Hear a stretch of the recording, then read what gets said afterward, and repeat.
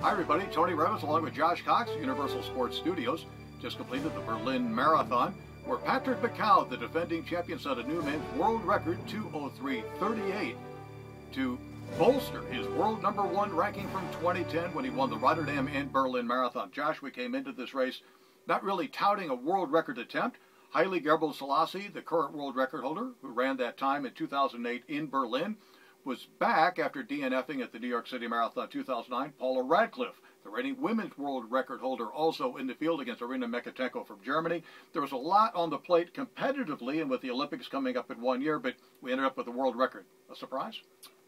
It is a little bit of a surprise. I got to be honest, going into this, I wasn't thinking today is this world record assault. All the talk was about time today, but it was a time to qualify these athletes for the London Games. Both on the Kenyan side, the Ethiopian side, of course, the East African teams are very, very difficult to make. So both Makau and Gebrselassie were talking about getting that time. And a lot of it may have been pre-race hyperbole, but they were saying the win isn't important as the time. And we should have known maybe by that maybe the time was going to be the thing today, and it was. Yeah, we take a look at our split sheets, and again, pacers galore. There were like 30 pacers for not just the first group, second group, third group, fourth group, same thing for the women. The men had 6 pacers for the lead group alone. They initially wanted to go on 101.45, but then even though the temperature was 50 degrees at the start, 10 degrees Celsius, low humidity and very little wind, there was still no cloud cover. And just something that small can make the difference between, no, let's not go 61.45, let's go 62 flat.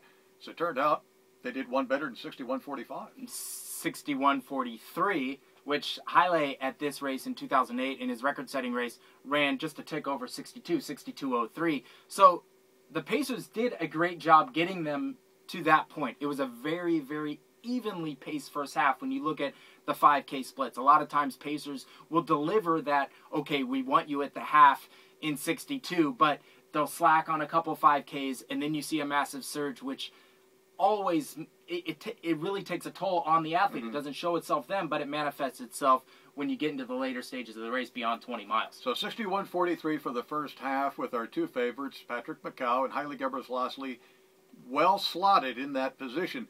But then from 25 to 30K, this is where the damage was done at the World Championships in Daegu, South Korea by Abel Karui, who ran in the heat and the humidity. He ran a 14:17 5K and just destroyed the field. He won by 2 minutes and 30-plus seconds.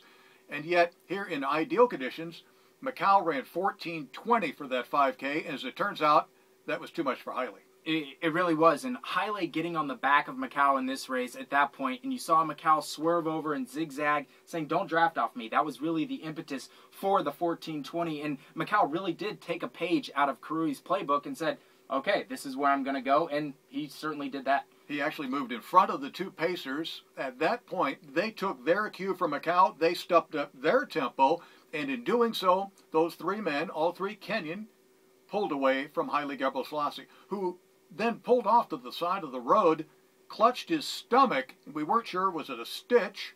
Usually a side. Usually go for your side, not your gut. So was it a stomach issue? But then he started going like this, and you say to yourself, asthma. He's had this problem in the past, but Makau had a lot to do with this. It wasn't just Haile having a bad time of it. It's because that pace had picked up markedly from 14:34, 14:41, 14:36, these 5K splits, to drop that down to a 14:20.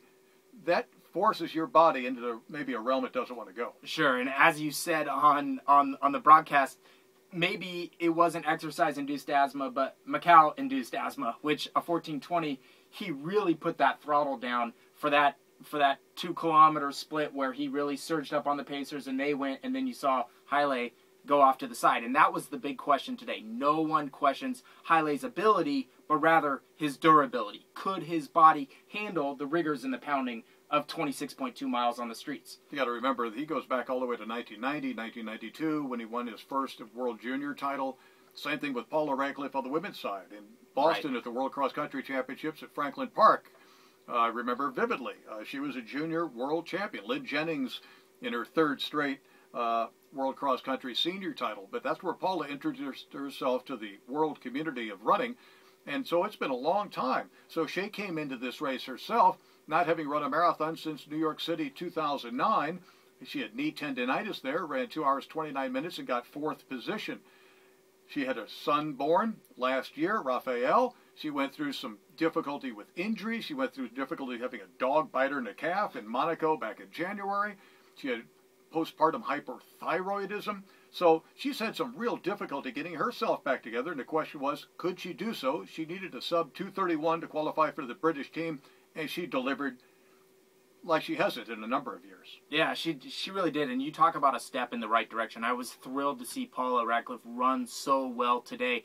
The question in my mind was she going to go for that 231 and sort of back off and play the cards a little bit more conservatively, or was she going to be the aggressor as she's been her entire career?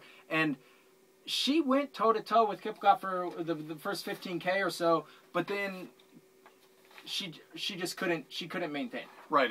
Even in the first 3.5, 4 miles, it turned into a 2-woman race with Florence Kiplagat from Kenya in her second career marathon. Now remember, this is the 2009 World Cross Country Champion from Amman, Jordan. She was the 2010 World Half Marathon Champion from Nanning, China. She debuted in Boston this spring, DNFing on the Newton Hills around 30 kilometers. But you said to yourself, with people like Edna Kiplagat and Mary Keitany being world beaters right now, being the last year's New York and this year's London champions, you know, Florence Kiplagat is Mary Keitany. She's the national Kenyan record holder at 10,000 meters on the track, 30 minutes and 11 seconds. She's got all the background, all the tools. You know she's going to get it right shortly. The question is, when will that be? Well, it was today. It was only a matter of time, as you said, that she was going to have that jump, make that jump. Boston is a tough place to debut. You're dealing with, there's no pacers. It's not a time trial. Very difficult. You have the hills. You have the undulating pace. Here, she was able to lock it in and really just use that engine that she's shown that she has. And she delivered today with the 3rd fastest time in Kenyan history, sub 220. Only Catherine Dereba's 2:18:47 from Chicago back in 2001. And Mary Keitany's London 2:19:19 this year have been faster in Kenyan terms for women. And you look at the splits on Florence's side of the resume, and you'll see that it was all 2:20 pace in the first 5K, 2:20 pace throughout. She ends in 2:19:44, easily wins. But we want to congratulate Irina Mikatenko from Germany. After a couple of years not being at top of her form, the last 2 cycles, the World Marathon Majors winner.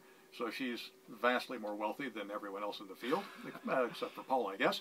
But Irina ran 2:22:18 for second place. Paula came home at 2:23:47 in third place, and we congratulate them. On the men's side, of course, the world record 2:03:38 for Patrick Makau. Stephen Chimlani, one of the pacers, in second place in 2:07:55, former Iona College man, in his 3rd marathon of the year, the 2-minute personal best. Edwin Camayo in 2:09:50 for 3rd place, from 2:03 to 2:09. So this is about time, not place, here in Berlin. But we want to close up our little wrap-up show with this Kenyan men's marathon team for London 2012. I mean, how do you choose among that crowd? It is the deepest elite field ever in history. I mean, the average times in the 2:03s. So you look at what Mutai and Mosop did in Boston this year, 2:03 low. They're both looking at that 2:03 barrier. You look at the official world record today with Makau.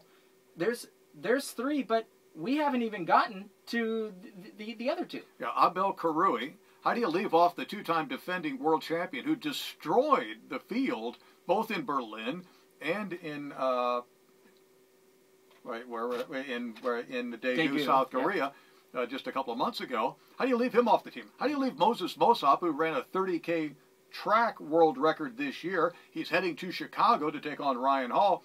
You know, he's going to have to do something very, very special in order to make the team, because he was second at Boston, even though he's the second fastest marathoner in history, unofficially at 2:03:06. I'd just like to be a 2:03:06 guy, be the world record holder in the track at 30K, and you're not quite good enough to make the team. It's going to be a tough team to make, as it always is, the Kenyan marathon team. But we're also looking at the other Mutai, Emmanuel Mutai, the London Marathon champion and, of course, record holder. Right. I mean, you got to put him on the team. I mean, I don't want to be the guy making that call. There's marathons ahead where all these decisions will be made on the road. But right now, from Berlin, for Josh, I'm Tony. We'll see you next time. Thanks for joining us.